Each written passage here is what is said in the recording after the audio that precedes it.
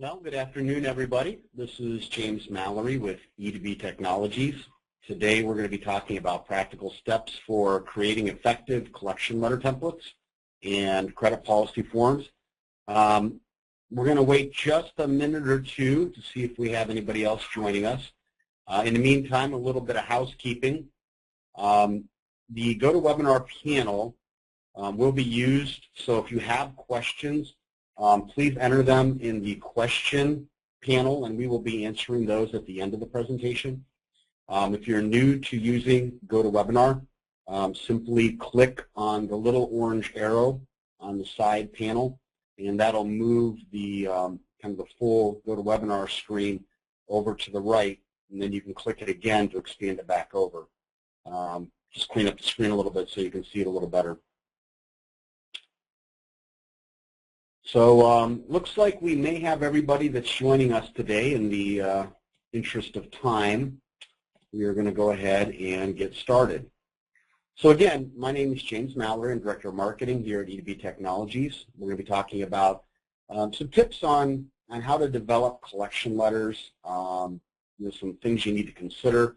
Also talk about credit policy forms and such. So sit back, grab some popcorn. It's lunch for you on the East Coast. And we're going to get started with our featured presentation. And we're going to talk about really an introduction to the problem that we're trying to resolve. We're going to go over some of the homework that you need to do in order to prepare before you even start writing collection letter templates or business policies. We're talking about setting goals because you need to align your documents to your end goals within your credit collections process. We'll talk a little bit about fine-tuning that process, and a lot of that comes down to fine-tuning or modifying your collection letter templates. We're going to talk about how implementing a system can also be a benefit to help you manage this process. And then we're going to wrap it up really with a case study and talking about some continuous improvement. So an introduction. How important is your accounts receivable? Obviously, you all agree with this statement or you wouldn't be on the call today. Accounts receivable is typically the largest or second largest asset for most businesses, and your ability to convert your accounts receivable to cash faster will have a dramatic improvement on your cash flow, and we all know that, right? It just makes sense. Late payment is a serious problem. We all know this. Sometimes when we work with customers, they don't realize how bad their customers are paying. When we dig in and we find out that sometimes it's not the customer's fault, it's because they had the wrong invoice information, they had the invoice delivered to the customer too late for them to pay on time. But regardless of why the invoice is late, about 39% of American invoices are paid late. If you're on the call from a foreign country outside of the U.S., certainly this rings true, I believe, regardless of your geography. We do have customers all over the world using the application. Another testament to this is your day sales outstanding versus your credit terms. This is from a source called Tradius Group. They manage business credit, and their study showed that most companies in the U.S. had a day sales outstanding of about 61. But they were offering their customers on average 28-day credit terms. And you can see that that's not really even in the ballpark, right? If I'm offering you on average net 28, net 30 terms, I really expect to be paid probably in net 28 or net 30 terms. Going to 61 days, I'm basically extending you a line of credit for another 30 days. That's got a dramatic impact on my bottom line, right? I'm a business, I'm not a bank, I'm not a lending institution. And when we set up terms, if we want it to be 61, we should set up net 60. So we're going to show you some ways with collection letters, policies, and some technology implementations that you could probably get that down dramatically. And we're going to actually focus on a case study to show you how to do that. More late payment problems. This is standard industry information. The longer an invoice goes unpaid, and we all know this, the less likely that it'll ever be paid or paid in full. If you have invoices that are sitting out there that are 3 months old, 26% of them are uncollectible, or at least uncollectible in full. If you have invoices that go beyond 60 months past due, 70% of them are uncollectible, or again, uncollectible in full. They're over a year old. I mean, why waste your time? You might as well send them in third-party collections. Only 10% of those you're going to collect in full. Okay? So what we're really looking at when it comes to collection letters and our credit policies is establishing, number one, a business process so that we can identify problems earlier and get them resolved sooner. Same thing with our collection letters, right? We need to make sure that they address the fact that we need to get this resolved and there's a consequence for non-payment. If we let them get to 3 months old, we're already losing money on these. Most of us aren't making 50 or better point margins on the products and services we provide. So we really need to collect that money earlier in the process. So amazing to me is we talk to some businesses and they say, we don't have a collections problem. When our customers don't pay us, we put them on credit hold, and then next time they need to buy something, they pay us. Or I don't have a collections problem, I send everybody to third-party collections. Well, that's expensive, right? If I send somebody to third-party collections, they're going to be charging me, at minimum 10% of what they collect. A lot of times there's a fixed fee associated with that. At the end of the day, I'm losing money because I'm sending these accounts to third-party collections. And when you do that, it's not healthy for your business relationship with your customer, right? So the collection letters and templates are something that a lot of people really ignore. And I think it's paramount to getting that right up front, getting the right letter to the right person at the right time in the process, and making sure all the information is correct. I'm going to show you how to do that. So the business case, this is a big one. This actually comes down to ROI. On average, businesses write off about 4% of accounts receivable, okay? That's an industry average. There are some industries we've seen it as high as 9%. We've seen it as low as 1% or a little less. But what does that really mean? If you're a $10 million company, you're selling on credit terms $10 million annually. You're writing off $400,000 a year at 4%.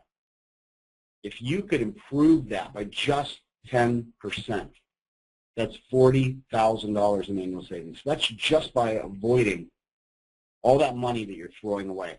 And your collection letters, your business credit policies, all of that really is intertwined in this message, right? Because if I can get you the information faster, more accurately, if I have reminders set up to go out to inform you that you have invoices that are due, maybe you didn't get the invoice. It does happen from time to time. Maybe the invoice was wrong.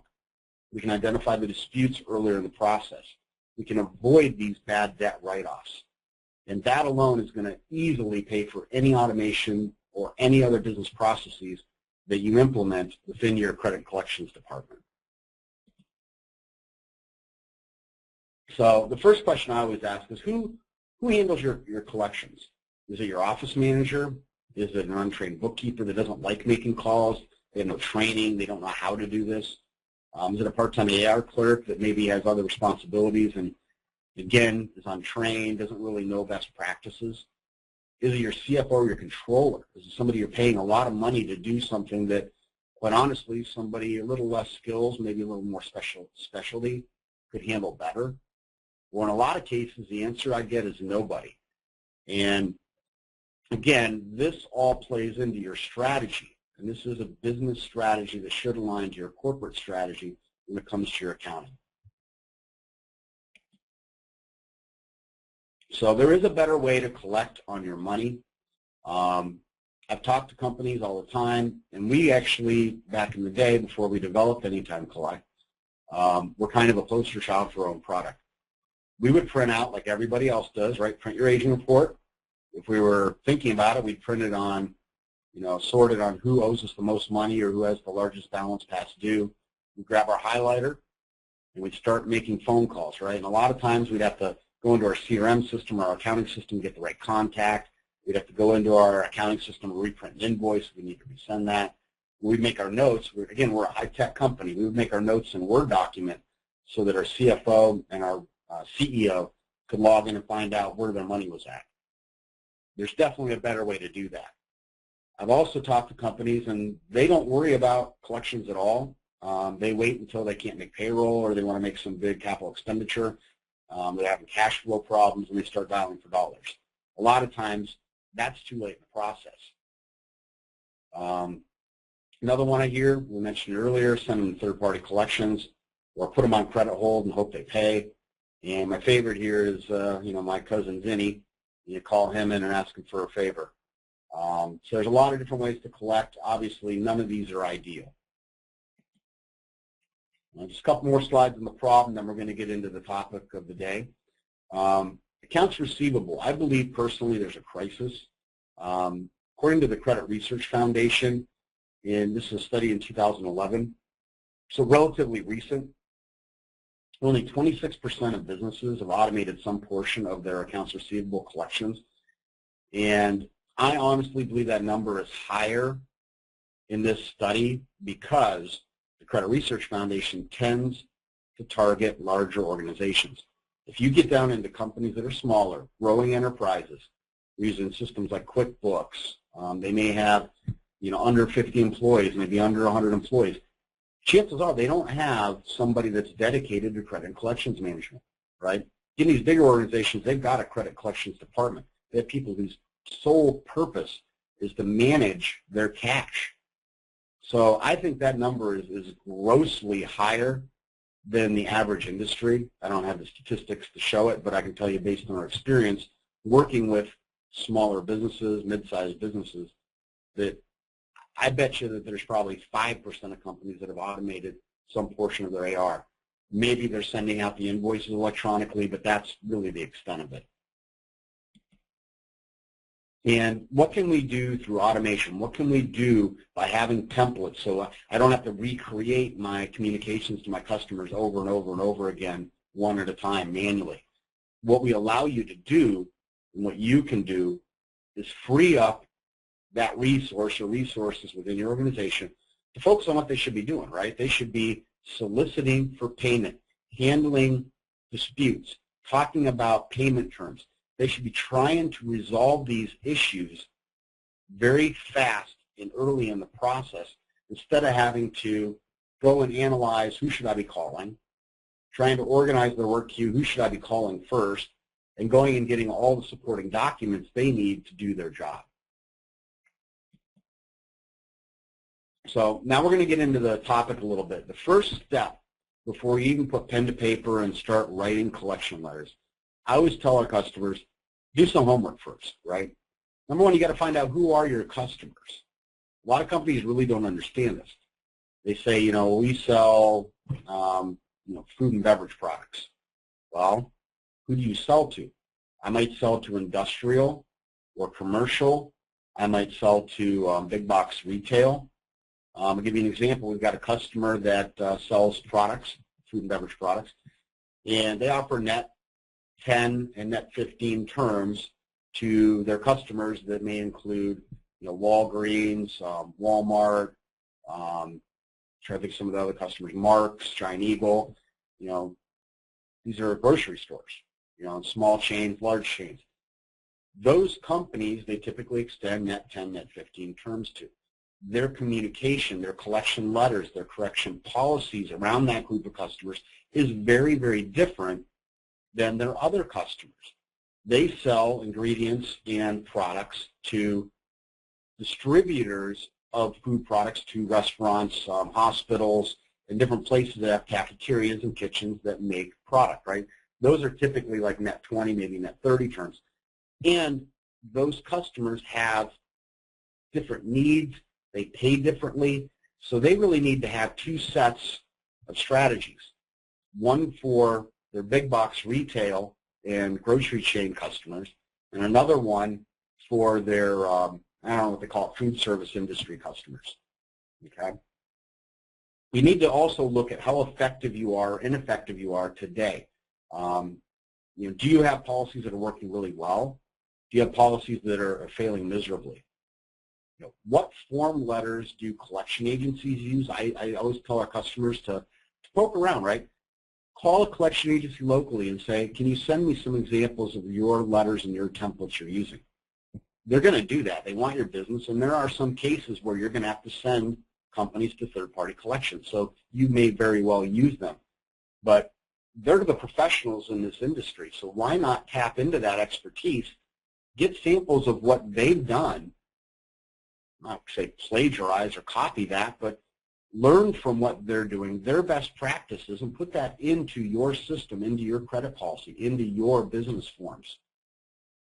Call some of your competitors, your friendly competitors, your peers in industries or similar industries, and ask them what they're doing. A lot of times you'll find that companies that are like you are willing to work with you and to share information. Join some networking associations.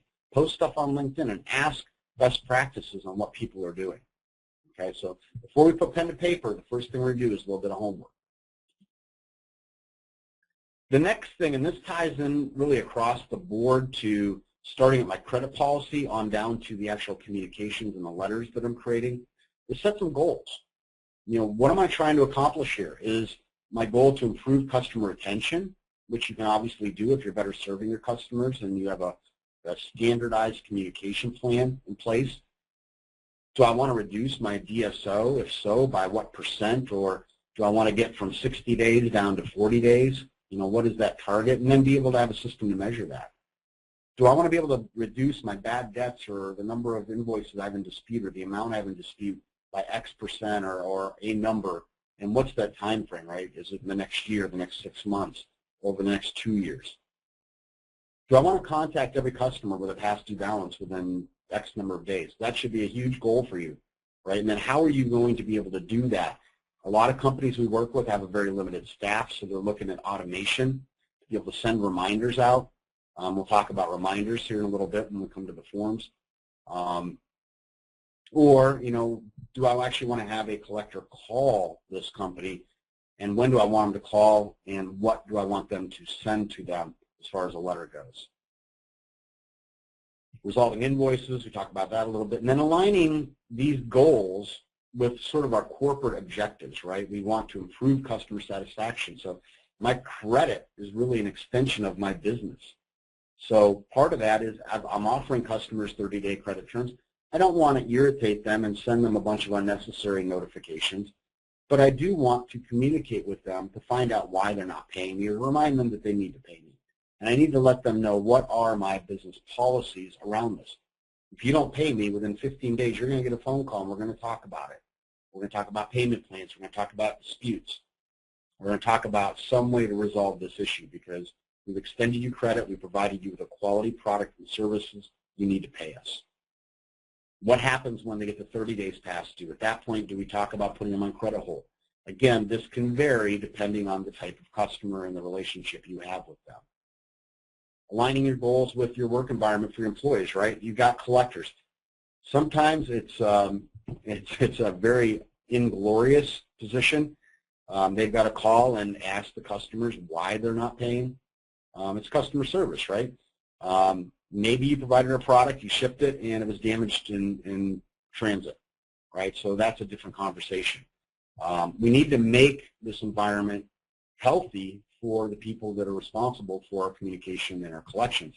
So giving our employees the right tools, the right templates to be able to help them do their jobs more efficiently. And at the end of the day, we're doing all this because we want to improve our corporate financial health, right? We want to reduce our risk, we want to get paid faster, and we want to have better relationships with our customers so they buy more product and service going forward. So when it comes to developing anything, credit policy, collection letters, I always say start with a mission statement. Let's start with our corporate direction. Let's remember our audience, our team, our customers. Let's align it to our credit and collection goals, and we align it to our corporate mission. So a lot of times, right, our corporate mission might be something like we want to provide the best products and services to our customers in these industries, high quality, on time, on budget, every time, something like that, right? So we all have a corporate mission statement. Let's extend that into our credit and collections department. So an example of this might be something like this: to deliver accurate and timely information and friendly business credit services to customers, delivering the best possible credit experience in the markets we serve, right? We're extending our corporate policy down to our collections and our credit department. We want to be friendly, right? These are our customers. We chose to do business with them. they chose to do business with us. A lot of times it took a long time to build these relationships to earn their business in the first place. The last thing we want to do is send some scathing collections letter that's going to push them to a competitor. Okay? So let's talk a little bit about some collection letter tips. I'm not going to give you templates. I'm going to give you some resources on areas where you might be able to get some templates. But I want to talk at a very high level about some things that we've seen that work very, very well. The first is reminder letters, right? We get these all the time in various aspects of our lives. If we have a utility bill, some utility companies are sending us an invoice or a reminder 2, 3, 5 days before our bill is due, just saying, hey, you've got this bill, it's due in the next 3 to 5 days, or whatever that period happens to be. We haven't received payment or payment in full. Can you please remit payment to avoid any future disruption to your service or whatever? If you've made a payment, thank you very much. Please disregard this notification, right? Something along that line. In most cases, I'd say, I don't have statistics to back this, 80, 90% of the time, this letter alone is going to save you a lot of hassle. It's going to identify that, A, you didn't send them the invoice, or maybe they lost the invoice or it was delivered to the wrong location. Maybe they moved. So they're going to contact you and say, look, I never got the invoice. Go ahead and send it, and I'll expedite this and get you paid. That's easy, right?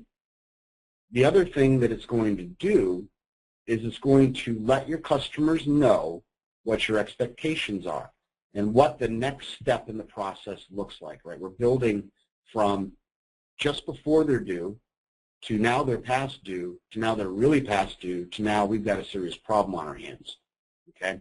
We're going to look at how we can automate some of that because none of us have the time or the resources to be able to send reminder letters out manually. So we can show you how we can automate that process for you. Statements. A lot of companies that we worked with 10 years ago sent statements, right? It was religious. We sent statements every single month, the beginning of the month or the end of the month, what have you. A lot of companies, due to postage costs, got away from sending statements. With technology the way it is today, again, this is something you can automate. Beginning of the month, the end of the month, you create a statement, it's a mail merge, you're pulling the data from your accounting system, creating this business form, this letter, and sending it out to your contacts at your customers. Sometimes a statement is what they need to see, right? They need to see a full picture of what they owe you and when. Past due notice. All right, so now we've reminded our customer, and either A, they didn't respond, or B, they, for some reason, haven't remitted payment. We need to let them know they are now past due and what the next steps are in that process. So we're going to send them a past due notice or a dunning letter or some other, whatever you want to call it, right? Some communication that tells them what we're going to do. We're going to look a little bit more at what the elements of that past due notice might look like. When do you send that past due notice? A lot of companies send it the day the invoice is due or the day that it's past due. Some wait a little bit of time. I'll give you an example of why you might want to do that. We sell some of our products through resellers or dealers, distributors. And if we're invoicing the distributor, they're in turn invoicing their customer, right? So if we have net 30 terms with that dealer, the minute they go past due, they might be waiting on payment from their customer in order to pay us. And we realize that. So even though we're offering net 30 terms, we may want to wait till 35 days after the invoice is created or 5 days after it was due to let them know that they're now past due, right? And we have some flexibility built into that process. When do we send the second notice? And again, if you get to 3 months past due, 26% uncollectible, I want to get that second notice out fast. I say 10, 15 days. Some companies would prefer to let it go 30 days and maybe in between there make some phone calls to find out why there's a non-payment. If you're limited on staff, go ahead and send that second notice out. And we're going to talk about some of the elements that are in that second notice. Then we go to the next step, right? And that's the third notice. I like to get that out based on our business at 30 days past due. And that's going to tell the customer that there could be some severe consequences here. Again, we're going to try to maintain a friendly tone, a very professional tone. We're not threatening them. But we do want them to understand what's going to happen if we don't receive payment. Okay. The fourth notice, and I wouldn't send any more than 4, tells them exactly the next step, which is going to be sending them to third-party collections, legal actions, termination of their account or services, something along that lines. And then one other tip on your collection letters, and we use this internally. Our collector, our accounts receivable supervisor, instead of calling and saying, hey, look, I'm calling on these invoices, trying to collect, we sent them out to you, you haven't paid us. Instead, she takes a different tact, and this seems to work very well for us, and I know a lot of our customers are implementing this. She'll instead say, hello, my name is Charlotte, I'm calling from E2B Technologies, and I see here that you have some invoices that are past due. I'm updating my cash forecast for my CFO, and I need to know why we have not received payment or when we can expect to receive payment. And if you think about it, this is a very non-threatening manner of asking for payment. If I'm the customer, I probably have now built a rapport with Charlotte. I understand that she is accountable to somebody else for getting this information, and all she's asking me for is the information. Why am I not paying? You know what, I have a dispute. Okay, well, I can help you with that. What are you disputing? Oh, we had the wrong freight rate on the invoice. Let me go and investigate that. Let me resend you the invoice, the corrected invoice. If I can do that today, when can you send us a payment? Okay? So a very different way of asking for payment on those past due invoices. Just a little tip that might help you out a little bit. Let's talk about reminders a little bit.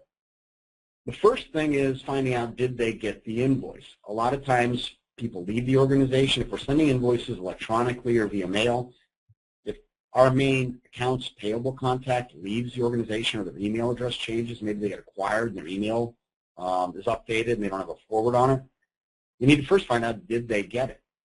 If they didn't get it, whose fault was it, right? Was it our fault? Did we not print that batch of invoices? Did we send it to the wrong address? What was the problem there? Was the invoice correct? That's the second problem that we can identify very early on by sending reminder letters out.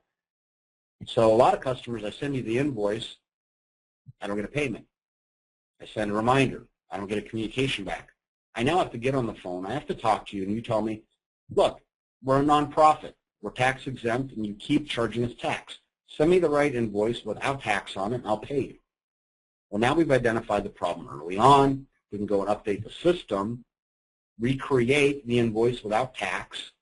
We can update the system so that we prevent that invoice from being created with tax on it going forward and resolve that issue, right? We're getting to root cause analysis here. Identify early on with reminder letters. Is there a legitimate reason for a non-payment? Maybe I sent them the wrong product, right? They ordered product, or my sales rep entered the order wrong, or my customer service department misinterpreted what they were looking for. Maybe they're disputing the amount of time for a service organization that we spent on a project. They didn't approve that portion of the project yet. If we identify legitimate reasons, we can then go and resolve those, make sure that we can get paid for what is legitimate, and maybe backlog those non-legitimate reasons until we provided that product, maybe we processed an RMA and resolved that issue. With reminder letters, we are going to be very friendly in this tone, right? We're going to say, just a nice reminder, you're a valued customer of ours. We want to let you know that you have invoices that are due in the next 2 to 3 days. If you've made a payment, thank you very much. Please disregard. If not, please contact us if you have questions about the invoice, if you have not received the invoice, or if you would like to talk about other issues, right? Keep it very friendly, very professional. Reminder letters, again, can be customized by either a credit class, a group of customers, or maybe a type of customers.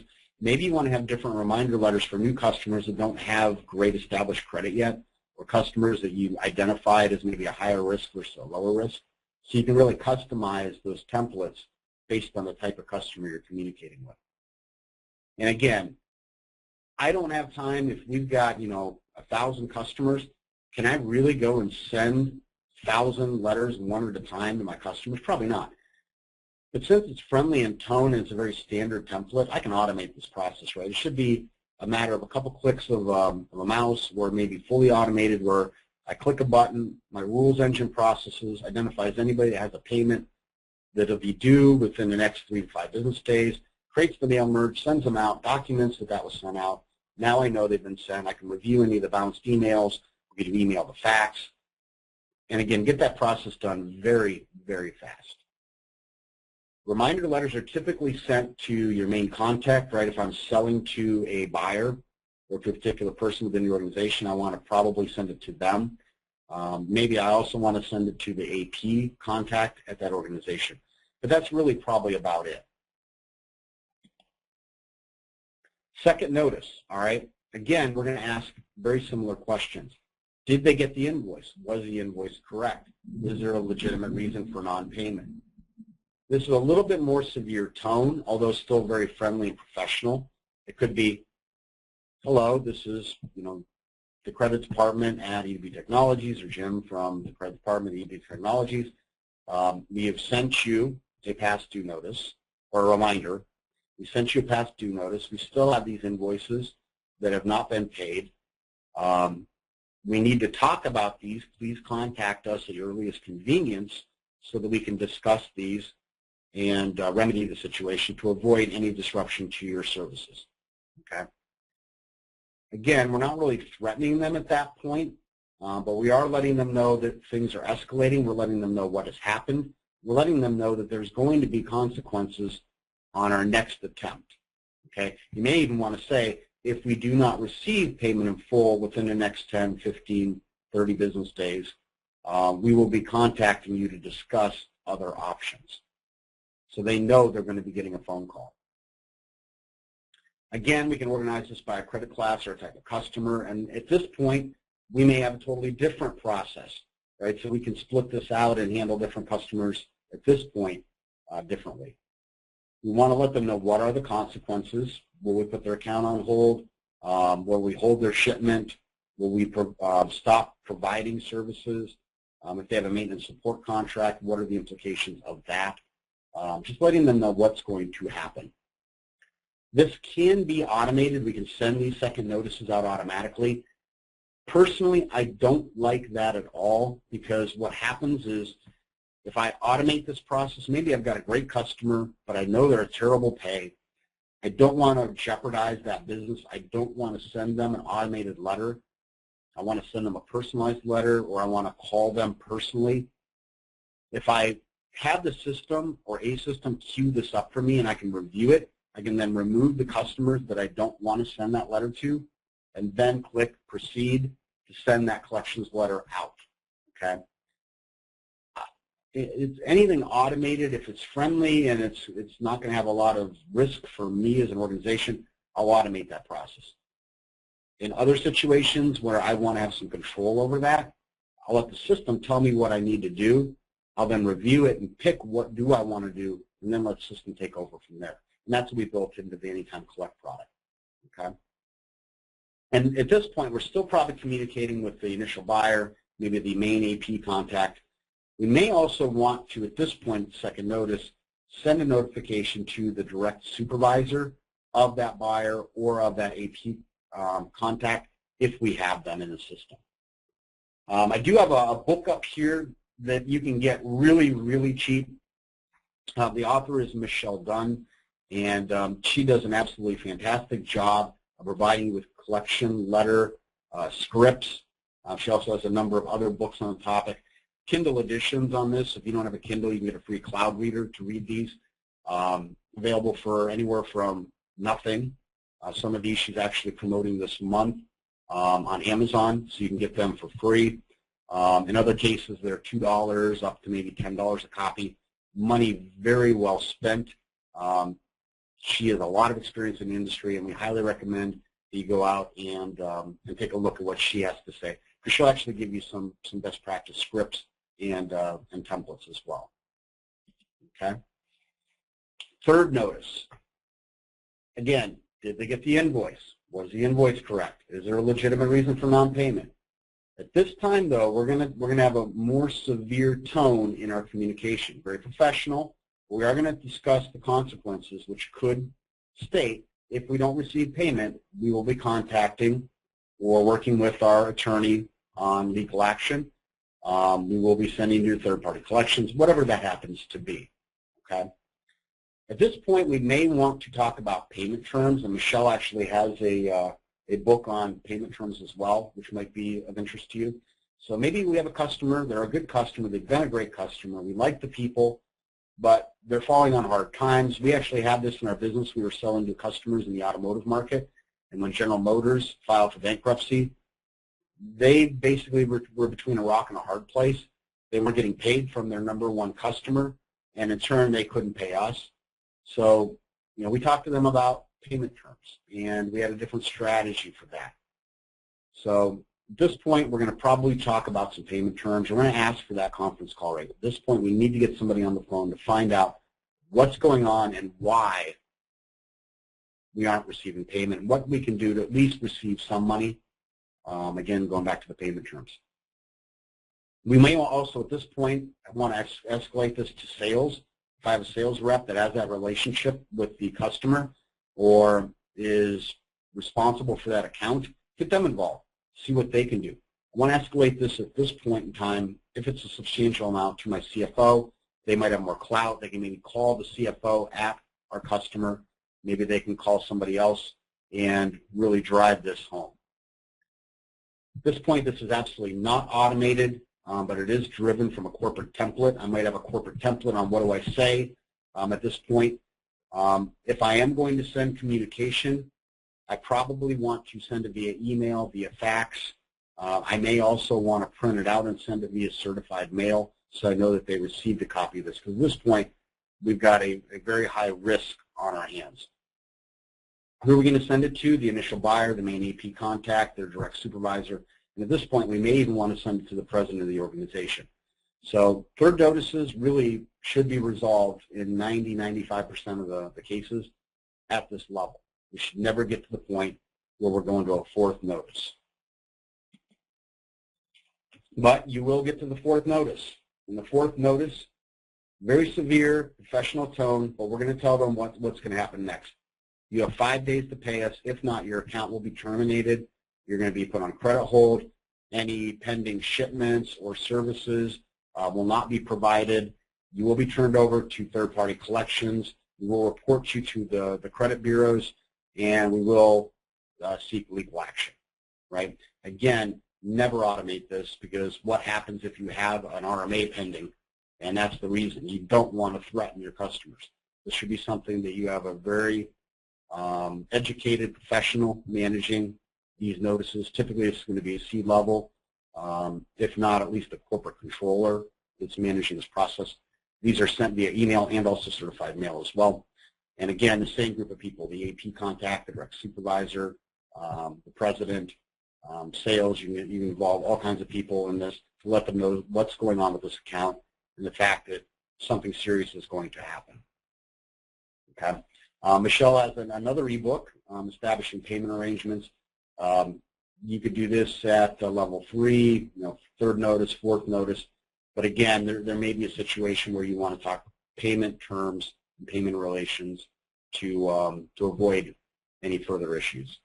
The one thing I want to stress here that this is a continuous improvement project. What's working for me today may not work for me tomorrow. I may expand into a different market, and that market has different terms. They might have different patterns or philosophies when it comes to paying on time. So I constantly need to look at what's going on, what's working. If I have a letter that's working really well, I'm going to keep using that. If I have a letter or a process that's not working well, I want to dig in, do some investigation, and find out why. Again, maybe do some homework on what my peers are doing, what's working in other industries, and apply that within my organization. Let's talk a little bit about systems and technology, because this is a lot of work. What not to do. If you're using an ERP or an accounting system like QuickBooks, that's not going to have any technology available to you. Maybe making a memo on your customer account. QuickBooks has some very light collections functionality where I can send invoices, maybe pick which invoices I want to send notifications to, but very, very limited. So don't really look at your accounting system for help here. Some companies try to use a CRM system, which is ideal for sales, but For credit collections management, it doesn't tell me what I need to do, what letter, what template I need to send. What it does tell me is, or gives me an area where I can say, what did I do? So look really at specialized software to help you in this area, and avoid what I call Excel hell. Don't try to manage this on spreadsheets. Your data is not going to be updated. If you have a dispersed organization, you don't know who's calling on what list, and you don't have a great process, right? You're not streamlining that. Look for a system as a rules engine that you can build. I want to be able to build best practices and rules and tell me what template to send, when to send it, who to send it, by customer class, customer group, however I want to organize that. I want the system to be able to create a work queue for me to tell me what emails do I need to send or what letters do I need to send, again, when, to who, etc., or what phone calls do I need to make. I need a system that, if I'm larger, can help me manage my team and my hierarchies. If I've got reporting structures, if I want escalations, at 10 days past due, I want it to go to a credit supervisor. At 30 days past due and over $10,000, I want it escalated to the CFO. All this can be automated. Document management, I want to make sure that I've got all my invoices, all my statements, all of my contracts, my bills of lading, my shipping documents, everything available to me as a collector at my fingertips, so I don't have to go search around and find that information. I want to make sure that I've got some document control over the templates that I'm sending, the collection letters, the past due notices, etc. And I want this all centralized, right? I don't want to have to go to this system, that system, and another system and find this information. I should be able to log in and have it right there at my fingertips. Templates and scripts, right? I don't want to have to say, hey, you're past due, please remit payment. Next email, hey, you're past due, please remit payment. I shouldn't have to do that manually.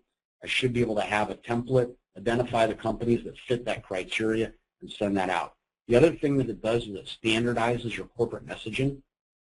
And we actually had this. So we had a collector that was a little more timid, didn't like asking for payment, and would say, well, you got these invoices that are past due. We'd really appreciate it if you'd pay us. And yeah, just let us know if you can pay us. And that doesn't go over really well. So we really needed a message for her to be able to deliver. It was a corporate message that said, look, you're past due. Let's talk about why you're past due. And it kind of guided her through what we wanted to communicate to the customer. On the converse, I've talked to customers that have collectors that are very, very aggressive, right? They'll threaten everything, taking their child away and their birthday, and you don't want that message either, right? The happy medium is, what is your corporate message? Put it into a template, put it into a script, and let your collectors leverage that. That way you have consistency with your communication with your customers. And obviously a lot of advantages to automating this process. So real quick, just a quick overview of what we provide with Anytime Collect. We have a dashboard, tells you where you're at, where you're trending, where your goals are, what your average days to pay are, your cash expectations, and your communications, whether it's letters that are sent out, we can track that, where they mailed, where they emailed, where their bounces back. We have a lot of that data in the system. We have a rules engine, so you can see here I've got government customers, new customers, strategic customers, customers that I put on our watch list, and I have a different process, different templates, different rules based on those groups of customers and how I manage them. When do I send them a statement? When do I send them a reminder? When do I send the second notice, the third notice, a past due notice? When do I send them that third-party collections letter? And we can build that in. So for different groups of customers, at 15 days past due, they get this letter. Other groups, it's at 10 days. Other days, it's at 30 days, right? Again, all this is built in. It's like the brain behind the engine. I don't have to think about it. I don't need to determine who do I need to call, what do I need to do. The system's telling me all of this. And then once the system tells me what do I need to do, I can go and actually do that, right? I can send an email, especially if it's that third or fourth email that isn't automated. I can say that I did it. I can document it so that everybody else on my team that needs that information, my CFO, my president, can log in and view that. I have auditability, okay? I can also, if I'm making a phone call, log what did I talk to them about and what are the next steps. I can schedule that on my calendar. Managing my resources, right? Something else we do with the system. We have a customer of ours, we'll talk about them here in a minute, that actually set up a process where at anything up to the day they're due, one person handled that. They called every one of their customers to talk about why they haven't received payment, or the fact that they're going to be past due or they're now past due a little bit. So every single customer is getting called, every single customer is getting a reminder letter and that initial communication. If they weren't able to resolve that, they escalated it very quick to a level 2 person. That typically was a person that would manage disputes. If that couldn't get resolved in level 2, it would escalate to a level 3 person, a lot more authority to manage payment terms, maybe payment plans, to talk about what the implications could be if there's a continuing non-payment. And after that, they would escalate maybe a 30 days, I don't know their exact time frame, to a level 4 person, and that was typically the CFO. They would then work with a third-party collections agency, work with the customer and be called the president of the organization, could even be the attorney and working on legal action. Okay? But we need to be able to manage our resources, who's doing what, when, and why.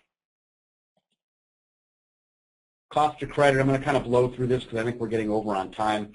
But what is the cost of extending credit to my customers? We can build rules off of that. Net 30 means net 30. If you go a day over net 30, there's a cost to my business for extending that credit. I need to be able to organize what I do around that cost, right? If you owe me $10,000 and you're a day past due, that's my first phone call before a guy that's 10,000 days past due and he owes me $10, right? I can probably live without that. ROI, companies that implement systems like Anytime Collect typically get about a 10 to 20% reduction in their DSO, 25% reduction in the past due receivables, 15 to 25% reduction in their bad debt write-offs or reserves, and as you can see through automation, increased productivity and ability to hold down their staffing costs. And we're going to talk about that a little bit more with one of our customers. We have an ROI calculator on our website. If you go to anytimecollect.com, you can plug in your numbers. What is your current AR balance? What are your annual credit sales? What's your cost of borrowing cash on a percent, typically 6 to 10%? You put in a number of users or collectors or credit managers you got in your system, and you put calculate. It's going to tell you what is your day sales outstanding. It's going to tell you, and we put in some industry standards here. You can adjust this, right? If I get a 10% reduction in DSO, a 10% reduction in my bad debt write-offs, what does that mean to me? And if I use those industry standards, 15%, 20% as an example here, I can get my DSO from 61 days to 52 days. That's great. It's almost 10 days sooner in my bank account and off my AR balance sheet. What is that going to save me? $15,000 in financing costs and $16,000 in bad debt write-offs. That's $31,000 I'm saving every year. Based on having one user in the system, I'm looking at an ROI of less than a month. And in most cases, our customers are realizing that ROI in about 2 to 6 months of using the software. So real quick, let's take a look at one of our customers, Systems Maintenance Services. In business 32 years, 600 employees. They operate 90 global service centers. So they're one of our larger customers. They have 3,100 enterprise customers that are kind of a who's who in the industry. Their customers represent 60% of the Dow Jones Industrial Average. But they looked at credit collections really as a customer retention tactic, and they have a 99.7% customer retention rate. Okay. Their problem when they came to us, 4 collectors, 3 states, using an accounting system that virtually had no credit collections functionality. Decentralized, they were using spreadsheets, they had all kinds of systems, no management reports, and at the time they had 2,000 customers. You can see that they were able to grow from 2,000 customers to 3,100 customers, and instead of adding people in the credit collections department, they actually were able to reduce their headcount by half a person, reallocate that person to some other areas of their business. And they were managing 3,000 invoices monthly, many of them with tens of thousands of line items. So very, very sophisticated business. I'm not going to go into this a whole lot, but their problems, Excel, right? Who did I call? They had multiple collectors calling the same person. They didn't have all the history there. If they needed to escalate something from one collector to another, to a CFO, or turn it over to third-party collections, they had to go dig up emails, look in other systems, get this information, put it all together. Very time-consuming. They had no ability to really manage who's working on what. They'd have one collector that got through their phone calls and their letters, another person that didn't, so they're working overtime, where they really needed a way to manage that. And the end result was they had 3-month DSO at 67 days. Not very good. Okay. What were they able to do through automation, through standardizing, through using Anytime Collect? 67 days DSO before they implemented it. Afterward, across the board, 49. Pretty significant improvement. Their target was 55 in the first year. Now, if we take out of those 3,100 customers and we take 2 of them out, just 2, that were some lingering problems, kind of their big problems in their organization, their DSO was actually at 40. That's a 40% reduction in days sales outstanding. That's a 27-day improvement, getting their cash out of AR and into their bank account. That's almost a month faster. Can you imagine what that would mean to your cash flow and to the health of the organization? This might be an extreme example, but we're seeing it time and time again, especially for companies that don't have systems in place. Another point, systems maintenance collected more money in 2012 than they invoiced. How did they do this? They were able to collect almost everything they invoiced in 2012, and then through this process go back and collect on things that they were unable to collect in previous years. So again, maybe an anomaly here, but it shows you what is possible if you really put a process and a system in place to help you. So we're going to conclude the webinar. Again, we're going to use the question and answer panel. So if you go ahead and open that up and enter your questions, we'll take that. While we wait for the questions to come in, I have my contact information on the screen. If you have any questions for me, please enter them or send me an email. I'll be happy to talk with you. I do have some additional resources available. We have a white paper called 6 Steps to Creating a Business Credit Policy, and we will make that available to you. Just again, email me or let me know you want that. It is available on our website as well as a side offer. So you go to anytimecollect.com, click on the More Info panel, and you'll be able to request that white paper. If you want the other white paper we have, which is 17 things you should be doing to reduce your accounts receivable, there's some good tips in that as well.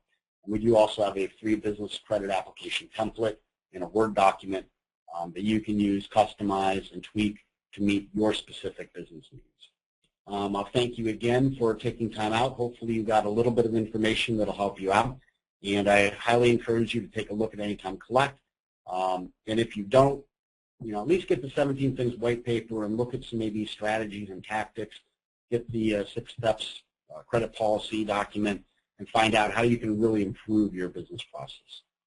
So with that, we're going to let you all go. And hopefully we'll see you on a webinar coming to you soon. Take care. Bye-bye.